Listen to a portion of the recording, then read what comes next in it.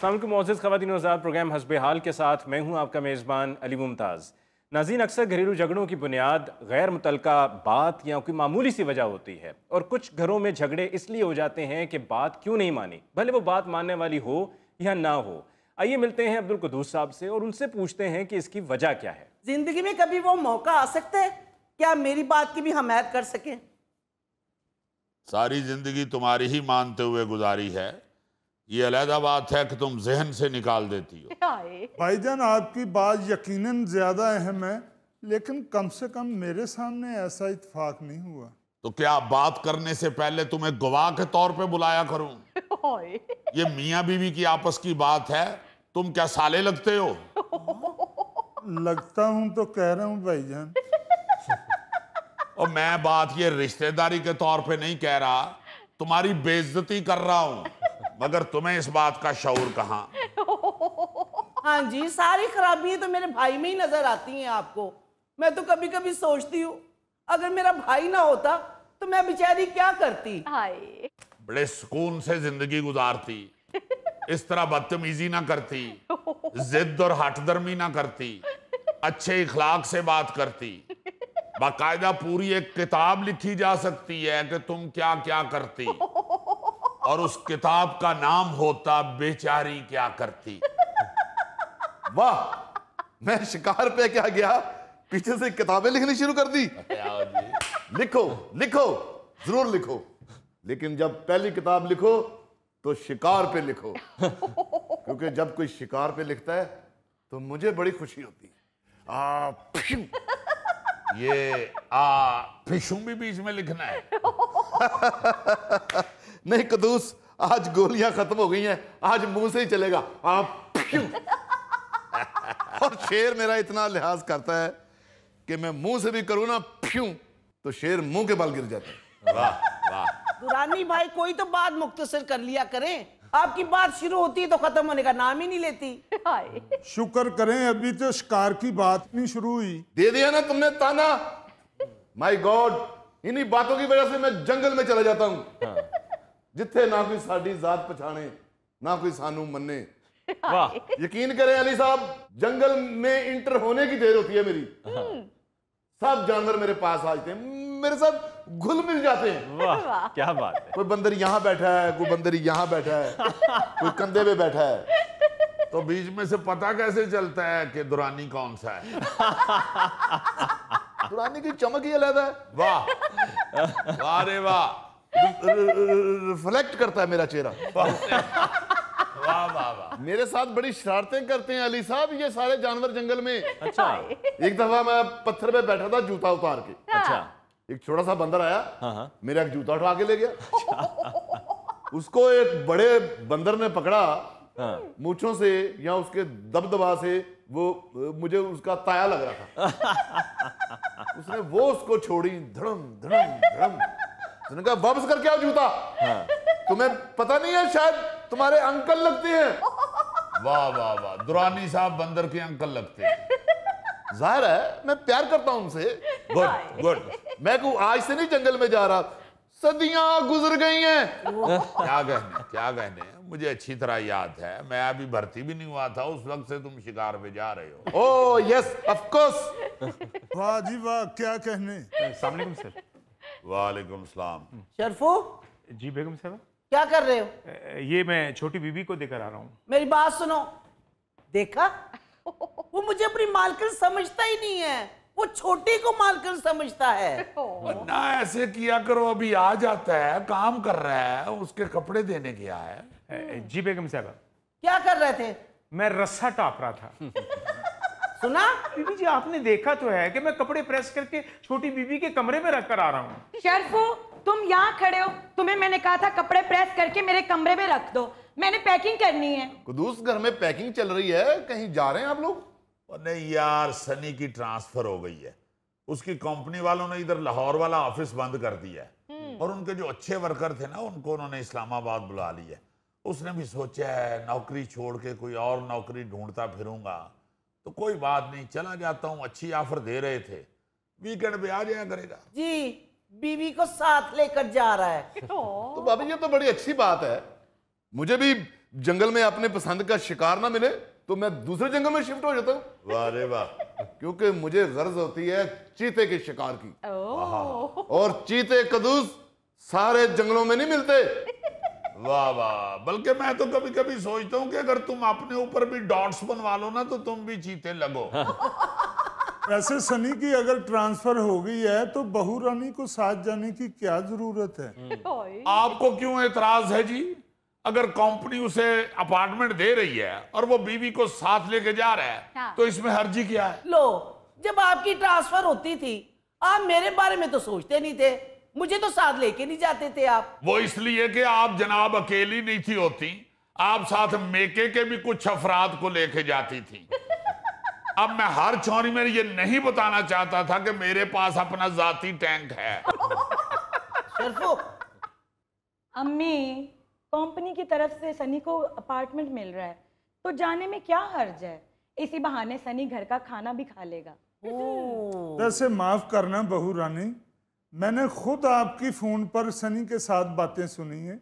आप सनी को कह रही थी कि आप कह देना कि कंपनी की तरफ से फ्लैट मिल रहा है, इसलिए मुझे भी साथ जाने की इजाजत मिल जाएगी। ओह माय गॉड, यहाँ तो एक एक बात की जासूसी होती है। कब कहा है मैंने उनको? और नहीं भाई, अगर नहीं भी फ्लैट मिल रहा, वो खुद भी अगर रेंट पे लेकर रह रहा है और इसे साथ लेके जा रहा है तो इसमें क्या हर्ज है? शर्म नहीं आती तुम्हें जासूसियां करते हुए? बहुत बुरी बात है किसी की बातें सुनना। अली साहब, मैंने एक दफा गलती की मैंने शेर और शेरनी की छुप के मैंने बातें सुन ली। लो, शेर शेरनी से अपने ससुर के खिलाफ बात कर रहा था। अच्छा। मैं खामोश रहा, बिल्कुल चुप कर गया मैं। कुछ दिन बाद मुझे शेर का ससुर मिला भी। मैंने नहीं उसको बोला कि आपका दामाद आपकी बेटी के साथ मिलकर आपके खिलाफ बात कर रहा था। भाई मैं क्यों बोलूं किसी के घर में? मैं कौन होता हूं? मैं क्यों किसी का घर खराब करूं? मैं तो दुरानी हूं, एक शिकारी। माफ करना, आज गोलियां नहीं है। सॉरी भाईजान, मैं शर्फू से किचन में पकौड़े बनवा रहा था। लो, बनवा रहे थे या खा रहे थे? तुम चुप रहो। तो दुरानी अंकल, बहू रानी के कमरे का दरवाजा खुला था तो आवाजें आ रही थी तो मैंने सुन ली। होए। किचन में बैठ के आवाजें नहीं सुनी, बाहर निकल के दरवाजे के साथ कान लगा के सारी बातें सुनी आपने। शर्फो, तुम अपने काम से काम रखा करो। तुम भी अपने काम से काम रखा करो। तुम्हें कोई जरूरत नहीं है हर एक को चेक करते फिरो। तुम यहाँ पे बेटों की तरह ही रहो, यहाँ पे SHO नहीं लगे हुए तुम। जितनी तवज्जो आप मेरे भाई पर दे रहे हैं ना, अगर आप इतनी तवज्जो बेटे पर देते तो अपने वाकफियत इस्तेमाल करते तो किसी अच्छी कंपनी में यही लगवा देते, उसे इस्लामाबाद जाना ही ना पड़ता। वैसे माफ कीजिएगा, आप क्यों इसे इतना बड़ा इशू बना रहे हैं? अगर वो अपनी बीवी को साथ लेकर जा ही रहा है तो इसमें हर्जी क्या है? अकलौता बेटा है वो मेरा, की सिफारिश कर सकते थे। भाई मैं क्यों करूं सिफारिश? वो अगर खुद अपने बलबूते पे आगे बढ़ना चाहता है तो मैं क्यों उसको इस तरह माजूर बना दूं? ये अपने भाई की तरफ देखो ना, उंगली पकड़ के इसको लिए फिर और बैठा हुआ बेकार। भाई अकलौता है तो फिर क्या है? और भाई मैं क्यों किसी से कहूं, क्यों सिफारिश करूं उसके लिए? बच्चों को खुद आगे बढ़ने देना चाहिए। वो खुद अगर फलना फूलना चाहता है तो क्या हर्ज है? बिल्कुल। तुम भाई को लिए फिर हो ना, सिर्फ फूल गया है, फल नहीं सका। हालांकि घर का सारा फल यही खाते हैं। शर्फू, तुम्हें किसने कहा कि हमारे फैमिली मैटर में अपनी टांग अड़ाओ? और कोई ना टांग अड़ाए फैमिली मैटर में, और हर फैमिली मैटर में सिर्फ ये टांग अड़ाते हैं। क्योंकि टांगे दोनों बेकार पड़ी होती हैं। कहीं ना कहीं तो उनसे काम लेना है ना, फिर फैमिली मैटर में उनको अड़ा देते हैं। भाईजान, इसका कौन सा हमारे साथ ब्लड रिलेशन है?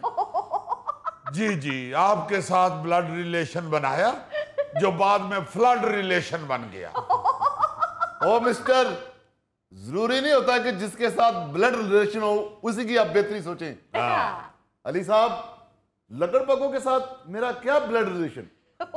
मैं जंगल में जा रहा था एक दफा, तो लकड़बग्गे आपस में लड़ रहे हैं। मैंने जीप रोकी फौरन और मैंने कहा, शर्म आनी चाहिए तुम्हें।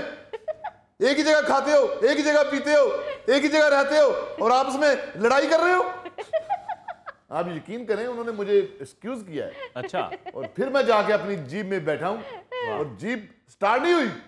लकड़ बगों ने फिर धक्का लगाया और गाड़ी मेरी स्टार्ट करवाई। वाह वाह, क्या बात है। ये होती है हमदर्दी। मैंने उनके साथ हमदर्दी की, उन्होंने मेरे साथ हमदर्दी की, हालांकि कोई ब्लड रिलेशन नहीं था। हाय हाय दुरानी भाई, आपके पास तो बस यही बातें रह गई हैं। मेरे पास यही बातें हैं, तो भाभी आप कौन सा कॉलम लिखती हैं? हाय दुरानी भाई, मेरा बेटा बहुत दूर चला गया है, मैं इसलिए परेशान हो रही हूँ। ओ बहन जी, बात दूर की या नजदीक की नहीं होती, और क्या, फोकस सिर्फ शिकार पे होना चाहिए। मैं कई दफा बहुत बहुत दूर निकल गया हूँ शिकार के चक्कर में। अली साहब, एक दफा मैं सफेद चीते के पीछे शिकार पे निकला हूँ। अच्छा। इतनी दूर निकल गया हूँ, इतनी दूर निकल गया हूँ कि रास्ता भूल गया हूँ। जब मुझे सफेद चीता मिला है तो अली साहब, मैंने उसका शिकार नहीं किया बल्कि उसके साथ मजाकरात की हैं। अच्छा। मैंने कहा बैठो, मैं रास्ता भूल गया हूं, मैं बहुत दूर निकल गया हूं, मैं भटक गया हूं। सफेद चीते, मुझे वापस छोड़ के आओ। वाह। और वो आया मेरे साथ, उसने मेरी बात को इग्नोर नहीं किया। अली साहब, क्या कहने, क्या कहने। सफेद चीता आगे आगे, मैं पीछे पीछे। और कितना बुरा लग रहा होगा, वो सफेद चीता, आप सफेद दुरानी। आप यकीन करो कि मुझे 9 नंबर वैगन तक छोड़ के गया, सेफ करके गया वो। अच्छा।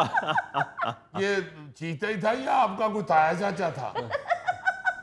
कुद्दूस साहब, मेरी रिश्तेदारी ही है जानवरों से। वाह। मामू, आपकी भी किसी जानवर के साथ रिश्तेदारी है? दुरानी साहब, वैसे आपने बड़ी मानीखेज बात की है कि काम पर फोकस होना चाहिए, क्योंकि अगर काम नहीं होगा तो फिर उसके बगैर नताइज ही नहीं हासिल हो पाएंगे। अब कोई नजदीक हो या दूर, उससे क्या फर्क पड़ता है। कितने लोग हैं जो परदेश में हैं लेकिन वो काम कर रहे हैं, क्योंकि अगर आप काम नहीं करेंगे तो आप हड हराम हो जाएंगे। मैं ये भी नहीं कह सकता कि अब्दुल सलाम की तरह। सॉरी डैडी, मैं जरा अपनी पैकिंग कर लूं। जो सामान इस्लामाबाद लेके जाना है वो सारा अंदर बिखरा पड़ा है। जाओ जाओ बेटे, शुक्रिया, कोई ऐसी बात नहीं। गुड लक, जहां रहो मेहनत के साथ काम करो बस। भाईजान, वैसे मेरे पास एक आइडिया है। जी, क्या आइडिया है जी? तरबूज लेके नहर पे चलें? या मेरा ख्याल बीफ और मटन इकट्ठा पकाना चाह रहा है। नहीं, आइडिया तो बहुत अच्छा है, अगर आप कहें तो मैं कह देता हूं। जी बताएं बताएं। वैसे आज तक तो आपके किसी आइडिया से हमें फायदा नहीं हुआ, नुकसान ही हुआ है, मगर फरमाएं क्या आइडिया है आपके पास? क्यों ना भाईजान, हम सभी इस्लामाबाद शिफ्ट हो जाएं। क्यों जी? भाईजान, वहाँ मरी भी नजदीक पड़ता है, हर वीकेंड पे मरी चले जाया करेंगे। बहुत अच्छे, ताकि बच्चे को जितनी तनख्वाह मिलनी है वो तुम्हारे मरी के सैर सपाटों पे बर्बाद कर दिया करे। वहाँ जो उसने किराए पे घर लिया है वो पैसे बर्बाद नहीं होंगे। नहीं तो इस घर को ताले लगा के चले जाएं ताकि हर चीज बर्बाद हो जाए यहाँ की। ओहो, शर्फू को यहाँ छोड़ के जाएंगे, वो घर का ख्याल रखेगा। ओ नहीं बीबी जी, मुझे भी साथ लेके जाएं, मुझे अकेले में डर लगता है। इसको साथ ही ले जाएं, नौकर अक्सर चोरों के साथ मिल जाते हैं। दुरानी साहब, आप ही शर्फू को अगर यहाँ छोड़ दिया तो वहाँ खाना कौन बनाएगा? वाह जी वाह, सबको अपनी अपनी पड़ी हुई है। भाई, अगर बच्चे की ट्रांसफर हो गई है तो उसको जाने दीजिए। हमारे मुल्क में यही तो सबसे बड़ा अलमिया है कि 50% ऐसे लोग हैं जिनकी कहीं पर अगर ट्रांसफर पोस्टिंग हो जाए तो उनकी कोशिश ये होती है कि किसी तरीके से उसको रुकवा लें या जाना ही ना पड़े वहां पर। तरक्की याफ्ता कौमें भाग दौड़ कर रही हैं, अपने काम काज कर रही हैं, उनको ये सिफारिशें ढूंढने के लिए उनके पास टाइम ही नहीं है, फुर्सत ही नहीं है।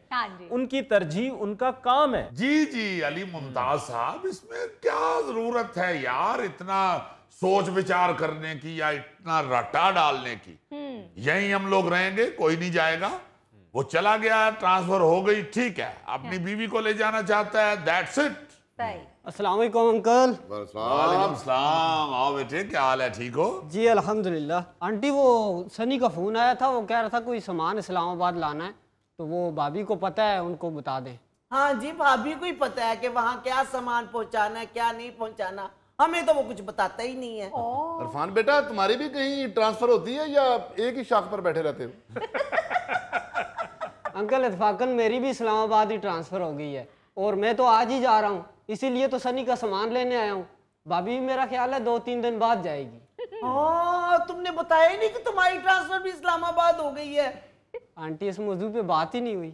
अच्छा, अगर इस्लामाबाद जा रहे हो तो अपनी बीवी को साथ लेकर जरूर जाना। क्यों जी?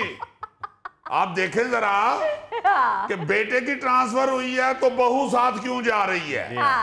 अब दामाद की ट्रांसफर हुई है तो वो बेगम को साथ लेके जाए। नाज़रीन, इसके साथ ही लेते हैं एक ब्रेक, मिलते हैं ब्रेक के बाद। सुनी गई जे मेरी सुनी गई जे, इसे कहते हैं ट्राई ट्राई अगेन। क्या बात। नाज़रीन, पेश खिदमत है हस्बे हाल का खबरनामा। नाज़रीन, न्यूज़ जेम्स बॉन्ड 0092 जो आज खबर लेके आया है उसके मुतल्लिक शायर कहता है, सुनी गई जे मेरी सुनी गई जे, मुंह मिठा करा दे मुंह मिठा करा दे, सुनी गई। यार खबर सुनाया करो, तुम अपनी तफरी शुरू कर देते हो। यार एक चीज अगर खबर से रिलेटेड है तो वो क्या जेम्स बॉन्ड ना सुनाए? बहुत जरूर, तुम्हें पता है मुझे अच्छा लगता है, पर इतना भी नहीं। अभी जरा खबर सुनो तो मैं मजीद अच्छा लगेगा। नाज़रीन, आज की खबर ये है, एक अमेरिकी शख्स ने 7 सालों में 42 बार प्रपोजल मुस्तरद होने के बावजूद हार ना मानी और बिलाखिर 43वीं मर्तबा प्रपोज करने के बाद महबूबा को शादी के लिए मना लिया। वाह वाह वाह वाह वाह वाह, जी भुट्टो। सुनी गई जे मेरी सुनी गई जे। आगे देखे जरा, गर्लफ्रेंड ने तवील इंतजार के लिए अपने मंगेतर का नाम Guinness book of world record में शामिल करने का मुतालबा कर दिया। यार ये तो वाकई बड़ी कमाल की खबर है। सुनी गई जे मेरी सुनी गई जे, इसे कहते हैं ट्राई ट्राई अगेन। क्या बात है। हम हमें वो फजूल चूंटी वाली कहानी बच्चों को सुनाते रहते हैं, ये सुनानी चाहिए कि बेटे मुस्तकिल मिजाज रहो। यार क्या फजूल नसीहतें कर रहे हो, बच्चों को भी खराब कर रहे हो। देखो गौरी भी बैठा सुन रहा है। यार बच्चों को खराब नहीं होना चाहिए, बच्चों को इससे नसीहत पकड़नी चाहिए। जरूरी नहीं होता कि लव में ही आप ट्राई अगेन रखें। किसी भी काम में आप अगर मेहनत करते रहें और मुस्तकिल मिजाज रहें तो आखिर कामयाबी मिल जाती है। देखो 36 साला ल्यूक विंट्रप जो ये लड़का था, इसने अपनी गर्लफ्रेंड सारा से हाँ सुनने के लिए 7 साल इंतजार किया। इस अरसे के दौरान ल्यूक ने सारा को 42 मरतबा शादी की पेशकश की, लेकिन उसने हर बार इनकार किया। ल्यूक बेचारे को नाकामी का सामना हुआ। रिपोर्ट में बताया गया कि 2018 में उनकी दोस्ती हुई। और इस दोस्ती के 6 माह बाद ल्यूक ने उन्हें पहली मरतबा शादी की पेशकश कर दी, जिसे सारा ने रद्द कर दिया। इसी तरह किया होगा। ऐसे ही होता है इनकार, ज्यादातर तो ऐसे ही होता है। लो जी, फिर सारा ने बताया कि मेरे पहले इनकार पर ल्यूक ने कहा कि आपका इनकार कबूल है, लेकिन मैं ये पेशकश करता रहूंगा। मैनू महल्ले च भी ढीठ हड्डी कही देने। 7 सालों के दौरान ल्यूक ने सारा को दुनिया के मुख्तलिफ खूबसूरत मुकामात पर यही पेशकश की। अच्छा जी। कदी उन्होंने किधरे लै जाए, कदी सकरदू लै जाए, कदी मरी लै जाए, कदी उन्होंने अपना नारायण कगान लै जाए। भाई अमेरिका की खबर है, उधर तो लैंडस्लाइडिंग हो रही है। यार अमेरिका के या मुख्तलिफ दूसरे मुकामात पे उसको ले जाके तो बेचारा प्रपोज करता रहा है, लेकिन हर बार सारा की तरफ से इनकार। 42वें प्रपोजल पर सारा ने ल्यूक को कहा कि वो अगली बार उसकी पेशकश कबूल कर लेगी। उसके कान खड़े हुए। उसके बाद ल्यूक ने 1 साल मजीद इंतजार किया और फिर लंदन लेके गया उसे। उधर जाके उसने ये कहते हुए उसे प्रपोज किया कि ये जगह दुनिया का मरकज है। जरा फिक्रा सुनो, एवं नहीं सारा ने भी हाँ की थी। लंदन खड़ा होके कहता है कि ये दुनिया का मरकज है, लेकिन सारा तुम मेरी दुनिया का मरकज हो। मैं तुम्हें चाहता हूं, तुम मुझसे शादी कर लो प्लीज।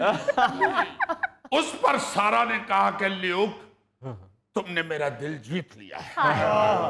जिस तरह अरशद नदीम ने नैया फेंक के गोल्ड मेडल जीता था, उसी तरह तुमने मेरा दिल जीता है।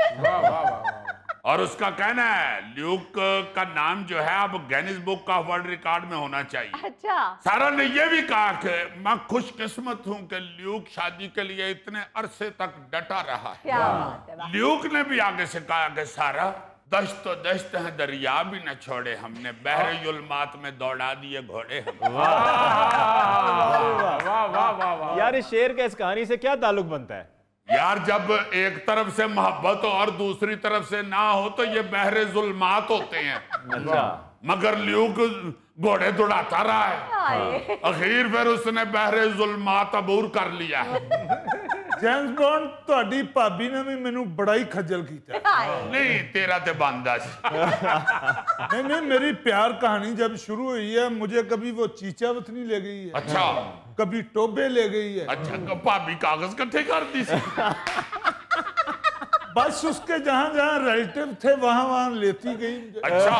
हाँ, फिर मुझे बुरे वाले ले गई। अच्छा। वाह, फिर आरफ वाले जाके भाभी ने गोगे ते पर्चा कराता। जेम्स बॉन्ड, मैंने भी पीछा नहीं छोड़ा। वाह रे वाह। एक दिन फिर तेज बारिश हो रही थी, ओहो, तो वो मुझे कसोवाल ले गई। उथे उन्हां दा कोठा चोण डे ऐसे। उधर जाके मैंने कहा अब तो मान जाओ, देखो कितनी बारिश हो रही है। वाह रे वाह। मुझे हल्का हल्का बुखार भी हो गया, लेकिन मैंने नहीं पीछा छोड़ा। वाह रे वाह, बहुत अच्छे। जेम्स बॉन्ड, इस मोहब्बत में ये तो क्लियर नहीं हुआ कि ये जो शहर शहर फिरते रहे हैं, ये किराया गोगा देता रहा या वो भाभी देती रही? नहीं, बसों में मांगते हुए निकल गए। और नहीं यार, अमेरिकन सिस्टम, वाह, किराया अपना अपना लगाते रहे। बस इसीलिए खजल होते रहे। बात को मिल नहीं रही कसोवाल, टोबा और सिस्टम अमेरिकन। नहीं जी, बड़े बड़े जिद्दी और बड़े बड़े नए शासक हुए हैं। इसी तरह चीन में एक नौजवान ने 1200 मीटर की बुलंदी से ना जी जहाज से स्काई डाइविंग करते हुए महबूबा को शादी की पेशकश कर डाली। इस दिलचस्प अंदाज में जब शादी की पेशकश हुई तो लड़की हैरान रह गई। उसने फटाफट हाँ कर दी और साथ उसने कहा चलो थले चल लिया ना, जो बच गए तो फिर कर लेंगे वे। अच्छा, 2016 में भी इसी तरह एक अमेरिकी नैश था, आशिक माइकल। अच्छा। उसने अपनी गर्लफ्रेंड को ना जी एक पहाड़ पर चढ़ते हुए ना जी वीडियो कॉल के जरिए प्रपोज करने का फैसला किया। अच्छा। आप हैरान होंगे, प्रपोज तो कर बैठा मगर उत्ते किधरे चट्टान च फंस गया। और खबरों का मरकज उस वक्त बना जब उसे उधर से उतारने के लिए अमदादी कारकुनों और हेलीकॉप्टर की मदद लेना पड़ी। यह खौफनाक प्रपोजल का वाकया कैलिफोर्निया की 600 फुट बुलंद मोरो राग पर पेश आया था। अच्छा, अच्छी खबर ये थी कि उनकी गर्लफ्रेंड जो थी ना, उसने हाँ कर दी। मगर बुरी खबर ये है कि उस बेचारे को ना जी वो अमदादी कारकुनों ने जो उसकी मदद की थी हेलीकॉप्टर वगैरह ले जाके, उन्होंने जब उसका बिल बना के दिया ना, तो जिन्हें ब्याह के पैसे लगने सन उन्हें उन्होंने चट्टान चो निकलन दे लग गए। बड़ा बड़ा बब्बर शेर आशिक हुआ है। इसी तरह 2024 के पेरिस ओलंपिक्स में एक एथलीट जो था उसने गोल्ड मेडल जीता। अच्छा। भाई गोल्ड मेडल क्या जीता, उसने तो अपनी गर्लफ्रेंड का दिल ही जीत लिया। फौरी तौर पे उसने देखा कि ऐसे सारा ही काम तता है, वो क्या कहते हैं कि लोया लाल होया तो सट मार दियो। फौरी तौर पे उसने एफल टावर पे जाके ना जी उसके साए तले उसकी अपनी गर्लफ्रेंड को बुलाया। अच्छा। और उधर उसको प्रपोज कर दिया फटाफट। इस रोमांटिक अंदाज को इख्तियार करने पे उसकी गर्लफ्रेंड ने आगे से हाँ कर दिया। और इस प्रपोजल को मजीद दिलचस्प बनाने के लिए उस बंदे ने क्या इंतजाम किया हुआ था, हाँ जी, हाँ जी। उन दोनों के इर्द गिर्द 2738 लोग जर्द गुलाब हाथ में पकड़े हुए खड़े। पहले तो उन्हें पूछे है कि अही तो चलो आए हैं एक दूजे नु परपोई करने वास्ते, अब बाकी लोग फुल बेचन डे। हमने आगे से कहा नहीं अड़िए तेनू तो मैनू मुबारक देन आए ने। अच्छा किसी वक्त काम पुठा भी हो जाता है। 2019 में एक ईरानी लड़का शॉपिंग सेंटर में लोगों के दरमियान मगरबी तर्ज में ना जी अपनी गर्लफ्रेंड को शादी की पेशकश करते हुए गिरफ्तार भी हो गया था। हाँ, हालांकि गर्लफ्रेंड ने हाँ कर दी। अच्छा। लोगों का बड़ा वहां मजमा था, सब ने ताड़ियां तूड़ियां भी बजाई, जश्न भी मनाया, लेकिन पुलिस ने कहा कि मुल्क की कवानीन की खिलाफ वर्जी पे हम आपको गिरफ्तार कर। नाज़रीन इसके साथ ही लेते हैं एक ब्रेक, मिलते हैं ब्रेक के बाद। मैं तुम लोगों पे केस करूंगा, अदालत का दरवाजा खटखटाऊंगा। और यार इसको आराम से बिठाएं, अली साहब हमें लड़ाई हो पड़ेगी इधर। ओ भाई क्या हो गया, बैठकर बात करें। Hello everybody. एवरीबॉडी नहीं, मेरी गाड़ी की बॉडी जो तुम लोगों ने बर्बाद करके रख दी है। वो बर्बाद कैसे कर दिया? एक हादसा हो गया, इसमें बर्बाद करने वाली कौन सी बात है? मैं तुम लोगों पे केस करूंगा जब तक मेरी गाड़ी ठीक नहीं करवा के देते तुम लोग। गाड़ी ठीक करा के हमने जानबूझ के गिराई है। जानबूझ के ही गिराई है, जब तुम्हें पता कि तुम्हारा वो जो ट्रेन है वो जिससे तुम गाड़ी उठाते हो, लिफ्टर है, वो मेरी गाड़ी का वजन नहीं उठा सकती, तो किस लिए मेरी गाड़ी उठाई है तुम लोगों ने? ओ भाई एक मिनट, क्या लड़ रहे हो आपस में, क्या हुआ है? और लड़ू क्यों ना जनाब, इनके बंदे ने लिफ्टर से मेरी गाड़ी उठाई है और ऊपर से नीचे गिरा दी। 50 लाख की गाड़ी थी मेरी, उसका नुकसान कर दिया है। यार लिफ्टर कोई इंसान तो नहीं होता, उसे भी गलती हो सकती है। लिफ्टर के अगर ऊपर से गिर गई तो इसमें हमारा क्या कसूर है?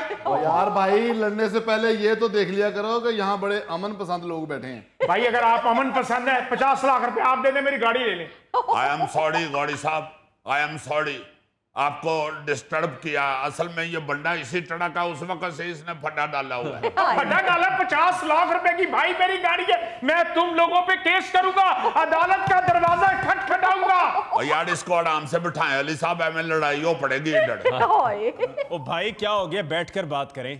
ठीक है जनाब, आप फैसला करवाएं और मेरा नुकसान पूरा करवाएं। सर क्या हुआ है, इनका फटा क्या है? ओ भाई दरअसल डस्का में एक हादसा हुआ है और वहां पर गाड़ी गलत पार्क हुई हुई थी। अब ट्रैफिक वार्डन ने उस गाड़ी को चूंकि गलत पार्क हुई थी लिफ्टर से उठाया है, थाने लेकर जा रहा था, रास्ते में गाड़ी लिफ्टर से गिर गई, तो ये वही झगड़ा चल रहा है।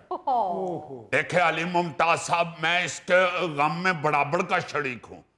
अब डस्के में जो लिफ्टर वाले से इसकी गाड़ी गिर गई है, यकीनन एक नुकसान वाली बात है, लेकिन इसमें भी उस बेचारे वार्डन का तो इतना कसूर नहीं है ना। मशीनी चीज है, लिफ्टर कोई इंसान तो नहीं ना होता। थोड़ी आगे पीछे हो या बैलेंस खराब हुआ है उसका। गाड़ी कौन सा इंसान है जो जब वो गाड़ी गिरने लगी थी तो जल्दी जल्दी लिफ्टर हाथ लगा के तो गाड़ी ठीक कर लेता। अली भाई मैं उसको नहीं छोड़ूंगा, लिफ्टर वाले को, जो लिफ्टर छोड़ के फरार हो गया है, क्योंकि ये उसके पेटी भाई हैं, ये उसकी हमायत कर रहे हैं, और ये जब तक वो मेरा नुकसान पूरा नहीं करेगा मैं नहीं छोड़ूंगा। या वो नुकसान पूरा करेगा या ये वार्डन पूरा करेंगे। लो जी इसे कहते हैं डिग्गा खोटे तोते गुस्सा कमियाटे। गाड़ी लिफ्टर से गिरी है, गुस्सा जाके लिफ्टर पे निकाल लो, उसे 2-3 ठुड्डे मार लो, उसके टायरों में से हवा निकाल दो, उस पे चाबी से चिड़ीटें डाल लो, चलो हमारा क्या लेना देना है जी। मैंने तो वैसे भी जनरल बात की है कि हम वार्डन भी इंसान ही होते हैं। सारा दिन नौकरी कर के थोड़ी बहुत ऊंच नीच हो सकती है हमसे।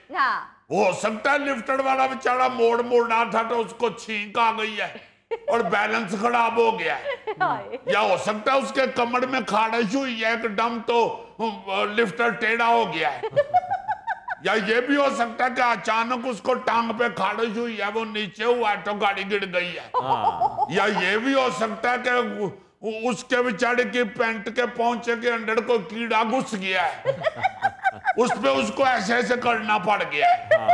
या हो सकता है कोई शहद की मक्खी उसे लड़ गई है तो उसने आई अम्मी जी किया तो बैलेंस खराब हो गया। नहीं, बात तो वैसे वार्डन साहब ठीक कर रहे हैं कि या तो वो लिफ्टर वाला दूसरे लिफ्टर से रेस लगा रहा था तो उसने गाड़ी फेंक दी, या वो टिकटॉक बना रहा था तो वन व्हीलिंग करते हुए गाड़ी उसने फेंक दी। गौरी साहब, सारी बातें अपनी जगह, लेकिन एक बंदे का नुकसान हुआ है, उससे कोई इनकार तो कर नहीं सकता है। शुक्र है अल्लाह मियाँ, शुक्र है कि किसी शख्स ने मेरी भी हमायत की, वरना हर बंदा मुझ पे ही चढ़ाई कर रहा था। अली भाई, यकीन करना, कमेटियां डाल डालकर मैंने 50 लाख रुपए इकट्ठा किया और ये गाड़ी ली। कमेटियां डाल डाल के गाड़ी लिया तो नहीं थी ना गलत पार्किंग करनी। जब गलत पार्क करके निकल जाते हैं, पहले अपनी गलती तो तुम्हें माननी चाहिए। पहली गलती भी इसी की और आखिरी गलती भी इसी की है।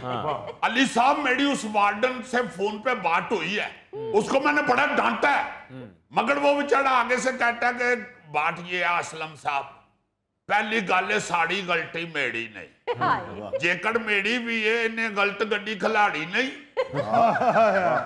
हम तो हर जगह कानून पर अमल कराने की कोशिश करते हैं। एक बंदे ने गलत पार्क की हुई है तो हमें हुक्म है, कानून है ये, जहां पे आप गलत पार्किंग देखें फौरन लिफ्टर के साथ गाड़ी उठाएं और उसको थाने ले जाएं। वैसे वार्डन साहब, एक बात मैं करना आपसे जरूरी समझता हूँ। कड़े कड़े no problem. Oh thank you. जब आपने ये कानून बनाया था कि लिफ्टर के साथ गाड़ी उठा देनी है जो गलत पार्क हुई होगी, तो लेकिन उस वक्त आपके जेहन में ये नहीं आया कि जो अगर गाड़ी गिर गई तो उसका क्या करेंगे? यार बात ये है कि ये तो एक हादसा हो सकता है। आप जब जाड़े होते हैं नहर के किनारे सड़कों सड़की, तो आपकी गाड़ी नहर में गिर जाती है, तो क्या ये कानून बनाना पड़ेगा कि नहर में गाड़ी गिरे तो उसका कैसे चलान होना है? ये तो एक हादसा है ना, वो लोगों से भी हो सकता है, अवाम से भी हो सकता है, हमारे से भी हो सकता है, किसी से भी हादसा तो हो सकता है। ये तो एक हादसा है। अगर इनसे गलती होती है तो ये फिर भी वार्डन की बेइज्जती करते हैं, अगर वार्डन की कहीं गलती हो जाए तो उस पर भी वार्डन की बेइज्जती होती है। वार्डन तो बेचारे ईमानदारी से अपना काम करते हैं। आप खुद देखे अली साहब जी, 2 पुलिस हेडकारों को मैंने हेलमेट के बगैर बाइक चलाते हुए रोका है। अच्छा। एक तो पहले वो बहस करते रहे कि आज तुम हमें रोक रहे हो, कल को हम तुम्हारी जेब से चर्च बरामद कर लेंगे। उसके बाद जब मैंने चलान करने से मैं पीछे नहीं हटा, तो वो बाइक छोड़ के फरार हो गए। जी, ये भी बहुत बड़ा अलमिया है कि कानून पर अमल दरामद करने वाले खुद उस पर अमल नहीं करते। और सर जी, इनकी सोच है कि हमारा कानून हमें में आऊं। सर जी, ये कानून आप बनाते हैं, कहते हैं कि हमारे लिए नहीं है। यही असल मसला है कि कराची में अगर आप देखें तो वहां पर नंबर प्लेट्स के नाम पे पुलिस ने लोगों को लूटना शुरू कर दिया है। MQM पाकिस्तान के रुकन कौमी असेंबली फारूक सत्तार साहब का कहना है कि पुलिस, ट्रैफिक पुलिस कराची में शहरियों से भत्ता वसूल कर रही है। देखे अली मुमताज साहब, आई रिस्पेक्ट यू, हम मानते हैं हम में भी काली भेड़े हैं। अब हम उन काली भेड़ों को सफेदी माल के चिट्टी तो नहीं कर सकते, या उन काली भेड़ों को कड़ी में माल माल के उनका रंग चिट्टा तो नहीं कर सकते, लेकिन ज्यादातर हम जो आर्डर होते हैं, जो कानून होता है, उस पे अमल दरामद कराने की कोशिश करते हैं। जैसे अब ऊपर से आर्डर है कि गाड़ियों को ज़ेब्रा क्रॉसिंग से पीछे रोकें, जो ना रोके उसका चलान करें। अब जब हम ज़ेब्रा क्रॉसिंग पे आगे आने वाले बंदे के साथ बात करते हैं, वो कहता है जी ताड़ी तो ज़ेब्रा क्रॉसिंग ही मिट्टी हुई है। अब क्या हम चूना पकड़ के शिटापू की तरह सारा दिन लकीरें लगाते रहे? खुद भी तो इनको ख्याल करना चाहिए। जब इशारे के मुंह के ऊपर चढ़ जाते हो, उससे पीछे ब्रेक क्यों नहीं लगाते? पैदल लोग भी तो बेचारे गुजरने। अली भाई, ये बहुत जालिम लोग हैं। मैंने पेशावर वाली वीडियो देखी है कि पुलिस वैन से शरीफ शहरी को घसीटा जा रहा है। लो जी, बिल्कुल। अब ये भी कह दें कि जी इसमें गलती से छींक आ गई होगी या शहद की मक्खी घुस गई होगी। देखो उसका तो मुझे पता नहीं है, क्योंकि उसके मुझे कोई कॉल नहीं आई, ना मेरा उससे राब्ता हुआ है। अगर उसने शहरी को घसीटा है तो गलत किया है, मैं मानता हूं, खुद ही सजा भुगतेगा। अफसरों ने उसे छोड़ना तो नहीं। आप क्या समझते हैं अफसर लिहाज करते हैं? अब जब वकील उसे अदालतों में घसीटेंगे तो खुद ही तो भी साफ हो जाएगी उसकी। अब ये जो फरार हुआ है ना आपका वार्डन, इसको मैं भी अदालतों में घसीटूंगा। ये देखे ये किस तरह की बातें कर रहे हैं। बातें नहीं कर रहे, मेरा नुकसान हुआ है मेरे भाई। फ्रंट मारा गया मेरी गाड़ी का। ठहरो ठहरो, आप पहले जरा तबीयत ठंडी कर यार, जरा ठंडा पानी पिलाओ इसको। ठंडा पानी है इधर, लाओ लाओ पानी लाओ ठंडा। आड़ा पानी ठंडा आड़ा। पानी को छोड़ो, मेरी गाड़ी का फ्रंट मारा गया है। ओहो, दुआ कर लो जी, फ्रंट मारिया। ओ भाई वो अपना रोना रो रहा है और तुम दुआ करा रहे हो। देखे बात यह है कि ट्रैफिक वार्डन अक्सर ममनुआ जगहों पे पाड़ कर गाड़ियां और मोटरसाइकिलें उठाते हैं और जुर्माना वसूल करके गाड़ियां मोटरसाइकिल वापस कर देते हैं।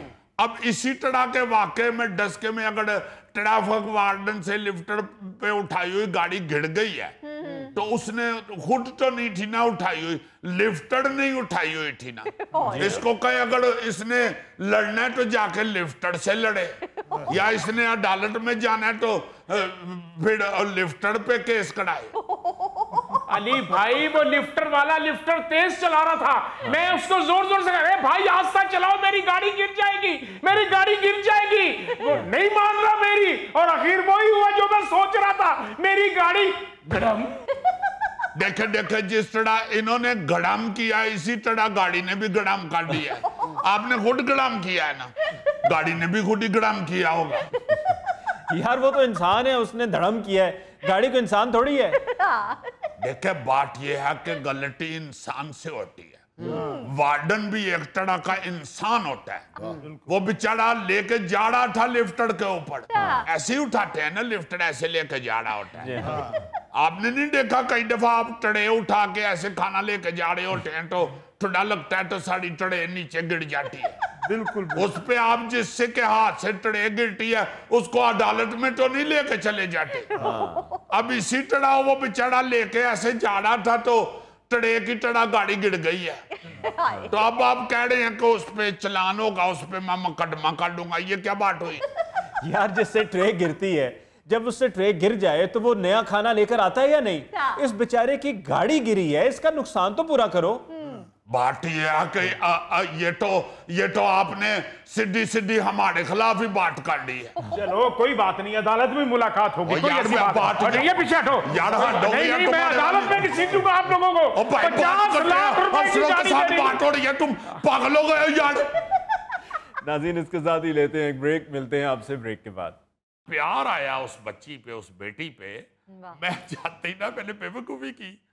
मैंने कहा हाय बेटी तुम कहाँ इतनी छोटी सी आ गई। अच्छा यार अभी मैट्रिक का रिजल्ट आया है तो फिर दोबारा ये बात करने को दिल कर रहा है। पहले भी हम इस मौजू पे बात कर चुके हैं जी।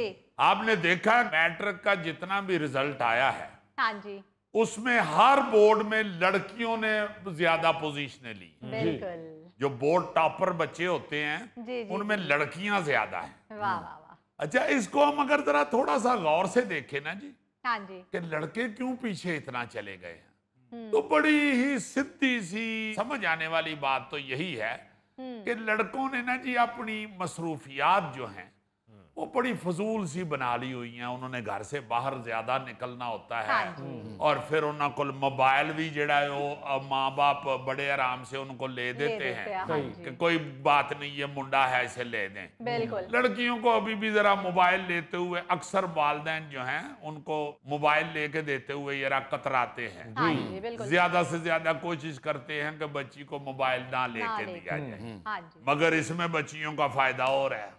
बिल्कुल। वो ऐसा फायदा हो रहा है कि बच्चियां बहुत ही लायक हो गई हैं। ये बात इसलिए भी करने को जी चाहा कि मुझे किसी दोस्त ने बताया कि इस वक्त सियालकोट में जी जी, जो एडमिनिस्ट्रेशन है वहां पे हाँ जी, पुलिस और ये जो अपना डीसी ये वो जितने भी ऑफिसर्स हैं वहां के एडमिनिस्ट्रेशन के, जी, वो सारे ही औरतें हैं। अच्छा।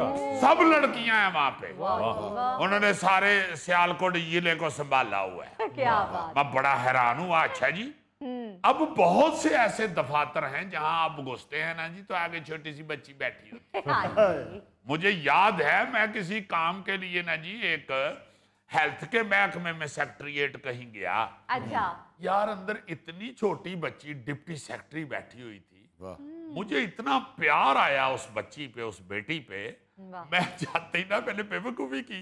हाँ। मैंने कहा हाय बेटी तुम कहाँ इतनी छोटी सी आ गई हुई हो। तो आगे से ना हंसना शुरू हो गई। खैर वो उठ के मिलते हुए हैरान वो भी हो रही थी कि ये किधर आ गए हैं भाई साहब। तो बड़ा ही मुझे प्यार आया। अब पुलिस के महकमे में देखो ना, हाँ जी सर, बहुत सारी लड़कियां आ गई हुई हैं माशाल्लाह, ASP SP SSP लड़कियां बच्चियां हाँ जी धड़ाधड़ सर्विस दे रही हैं। हाँ जी ये पुलिस के महकमे में, बिल्कुल जो कि एक बड़ा तगड़ा और डेंजरस महकमा समझा जाता है। वहां पे आपको क्रिमिनल्स के साथ भी वास्ता पड़ता है और आपने लॉ एंड ऑर्डर को कंट्रोल करना होता है। बिल्कुल सही। वहां लड़कियां बेहतरीन काम कर रही हैं। अभी तो लतीफे बनने शुरू हो गए हैं ना, बड़े बड़े अजीब। वो मैट्रिक का एक लतीफा बड़ा मुझे कमाल लगा।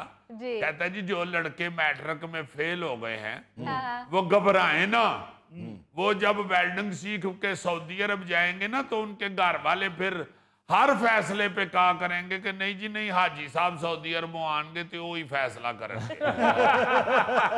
लो मैं कहता सी यार ये मुंडे अड़ल की हो रही है। तो मेरा ख्याल है कि बच्चों को भी ना जी, जिस तरह मैं समझता हूँ जिस तरह आप लड़की की केयर कर रहे हैं, बेटी की केयर कर रहे हैं, हाँ जी भाई उस तरह बेटे की भी करें यार। सही बात उसको भी जिस हद तक आप कंट्रोल कर सकते हैं करें, करें, हाँ जी ना इस तरह लाड करें लड़कों के साथ। बिल्कुल वो बेचारों को आपने सत्यानाश उनका कर दिया है, उनका रियलिटी पीछे जाता जा रहे हैं। CSS में CSS का इम्तिहान अब सबसे तगड़ा इम्तिहान समझा हाँ जाता है जी, पाकिस्तान में। बिल्कुल तो उसमें लड़कियां जो है वो बेशुमार बेहतरीन नंबर ले रही। बिल्कुल अच्छा जो लड़के ज्यादा नंबर ले रहे हैं ना जी, जी जी वो ज्यादातर गांव के हैं। अच्छा, अब देखे ना, इससे भी आपको ये महसूस होता है चूंकि गांव के अंदर जो है एक्टिविटीज लड़कों की वो इतनी कोई अट्रैक्टिव या इतनी ज्यादा नहीं है। नहीं है हाँ जी वो बेचारे पिंडों के लड़के भी घर में बैठ के कुछ पढ़ते हैं, जो मेहनत कर रहे हैं सही वो घर में टिके रहते हैं और वो अच्छे नंबर ले रहे ले हैं। लेते हैं हाँ जी शहरों के अंदर तो सत्या क्या अब अठयानाश हो गया हुआ है। हम लोग लड़कों को इतना पुए चढ़ा बैठे हुए हैं हाय हाय या उनको कह लें कि इतनी ढिल दे बैठे हुए हैं कि उनका रिजल्ट जो है वो खराब होता जा रहा है। बिल्कुल सही इस हवाले से वालिदैन को जरूर सोचना चाहिए कि भाई जिस तरह आप लड़की के लिए एहतियात करते हैं कि ये ज्यादा से ज्यादा अपने पढ़ाई की तरफ या अच्छे कामों की तरफ ही मुतवज्जो रहे, इसी तरह आप लड़के के लिए भी सोचें यार। आपने लड़कों को बहुत ज्यादा ढील दे के तो काम खराब कर लिया है। आप वैसे भी सोशल एक्टिविटीज में या इखलाकियात के हवाले से या वैसे शख्सियत के हवाले से भी देखें ना जी, तो वो लड़कियों की ज्यादा अच्छी आपको पोजीशन लगेगी। क्योंकि लड़कियों की तरबियत करते हुए बड़े मोहतात होते हैं। हाँ जी लड़कों की तरबियत हम वैसे नहीं कर रहे।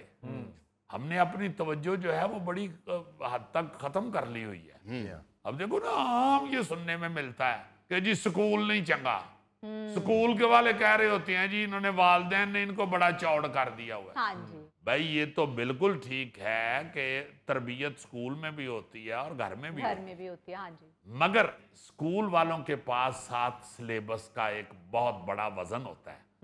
उन्होंने उनको सिलेबस के हवाले से भी तैयार करना होता है। बिल्कुल सही वो अच्छे टीचर जो पुराने थे या अब भी जो अच्छे हैं, वो साथ साथ बच्चों को तरबियत भी उनकी करते रहते हैं, अच्छी बातें अच्छी नसीहतें भी उनको करते रहते हैं, जी जी जी ध्यान भी देते हैं कि जो दूसरी इनकी सोशल एक्टिविटीज हैं वो खराब ना हो, उनके मुतालिक भी गाइड करते रहते हैं। बिल्कुल सही मगर तरबियत खास तौर पे घरों में वालिदैन ही करते हैं, हाँ जी बुजुर्ग ही करते हैं, जो घर में बुजुर्ग हैं वही करते हैं। तरबियत इसलिए खत्म हो गई हुई है कि घर वालों ने बिल्कुल ही तवज्जो देनी छोड़ दी छोड़ है। दी है हाँ वो किसी अच्छे स्कूल में दाखिल करा के तो बरी जिम्मा हो जाते हैं। हुण तेरी इन्नी फीस देन डे आ, हुण भी ना जे तू को अफसर लगा तो फिर वेखी। हाय भाई, अफसर ऐसे लग जाता है बंदा, या बड़ा आदमी या किसी बड़ी सीट पे बच्चा ऐसे ही चला जाता है। और क्या सिर्फ पढ़ के ही तो नहीं ना जाना, हाँ जी उसकी साथ तरबियत की तरफ भी खुदा के वास्ते तवज्जो दे। बिल्कुल सही खास तौर पे मैं समझता हूं कि मैट्रिक तक ना जी, जिस बच्चे की तरफ वालिदैन ने तवज्जो दे दी उसकी तालीम और उसकी तरबियत की तरफ, खास तौर पे तरबियत की तरफ, हाँ जी वो बेहतरीन इंसान बन जाता है। बिल्कुल सही बात है ये जो बहुत ज्यादा ख्वाहिशात हैं बच्चों में पैदा हो गई हुई, खास तौर पे लड़कों में, जी जी जी लड़कियों में भी हैं, लड़कियों में भी है। बहुत सारी अजीब अजीब ख्वाहिशात लड़कियां भी अब अपनी शादी पे या अपने पहनावे के हवाले से वो जिद करती हैं, अपनी ख्वाहिशात उन्होंने भी बढ़ाई हुई हैं, मगर किसी हद तक लड़कों से कम है। लड़कों ने तो हद कर दी हुई है ना जी। लड़के सारा दिन एक दूजे ਦੀਆਂ ਗੱਡੀਆਂ ਹੀ ਵੇਂਦੇ ਰਹਿੰਦੇ ਨੇ, लड़के सारा दिन एक दूजे ਦੀਆਂ ਪੈਂਟਾਂ ਸ਼ਰਟਾਂ ਹੀ ਵੇਂਦੇ ਰਹਿੰਦੇ ਨੇ। वो अजीब सा हो गया हुआ है माहौल। मेरा ये मानना है कि आपकी ख्वाहिशात का खात्मा आपका अल्लाह ताला से जुड़ाव करता है। आप जितने अल्लाह के नज़दीक रहते हैं ना जी, अल्लाह की तरफ भी आप मतवज्जो रहते हैं, आप अल्लाह के साथ अपने इस्लाम के साथ भी जुड़े रहते हैं, आपके अंदर ख्वाहिशात जो है ना जी वो सापनी बनती। और हमारा जो मज़हब इस्लाम है वो इतना प्यारा है। अल्लाह पाक ने हमारे मज़हब में ऐसे ऐसे कवानीन, ऐसे ऐसे असूल बनाए हुए हैं जी कि वो आपको ख्वाहिशात को मारने में बड़ी मदद करते हैं। इसलिए मैं तो ये दरख्वास्त करूँगा वालिदैन से कि अपने बच्चों को ना जी जो मर्जी बनाएं, जिस तरह मर्जी उनको रखें, मगर ज़्यादा से ज़्यादा खुदा के वास्ते उनको मज़हब के साथ भी जोड़ें। उनको रब की याद के हवाले से भी उनकी तरबियत करें। बिल्कुल सही। मुझे बड़ी अच्छी तरह याद है कि अभी कल परसों मैं अपने एक दोस्त के साथ बातें कर रहा था, वो अमेरिका चले गए हुए हैं, हमारे मोहल्ले के साजिद आबिद, बड़े प्यारे लड़के थे हमारे दोस्त भाई हमारे। वो मुझे याद करवा रहा था साजिद के यार याद करो तुम कि मगरब की अजान होती थी या असर की, तो वो बुजुर्ग जो निकलते थे घरों से, एक हाजी अब्दुस्तार साहब होते थे मरहूम, अल्लाह ताला उनको जन्नत में जगह दे, एक काजी मोहम्मद फाजल साहब होते थे, अल्लाह पाक उनको भी जन्नतों में जगह दे। ये बुजुर्ग सारे जब भी निकलते थे ना जी बाहर, ये लड़कों को बाकायदा आवाजें लगाते थे, चलो भाई ओए नमाज का टाइम हो गया है, कहाँ बैठे हुए, चलो चलो फौरन। और लड़के जाते थे सारे मगरब के वक्त या असर के वक्त, जो स्कूल टाइम के बाद वाले औकात हैं, असर इशा के वक्त मस्जिद में बड़ा रश होता था। अब तो मस्जिद में जाएं आप तो बिल्कुल ही शर्मिंदगी होती है। ये क्या हुआ है? वो एक आगे इमाम साहब होते हैं, पीछे उनके दो को असिस्टेंट होते हैं, तो या साथ कोई बुजुर्ग आदमी वो बैठे होते हैं, वो ज्यादा से ज्यादा 6, 7, 8 लोग होते हैं। ये मामूल की जो नमाजें उसमें जुम्मे वाले दिन तड़ा तड़ रश होता है। वो किसी ने वो कहा था ना जी कि मुसलमान तो अब वीकली रह गए हुए हैं, जैसे वीकली मैगजीन होता है ना, इस तरह वीकली मुसलमान है हम।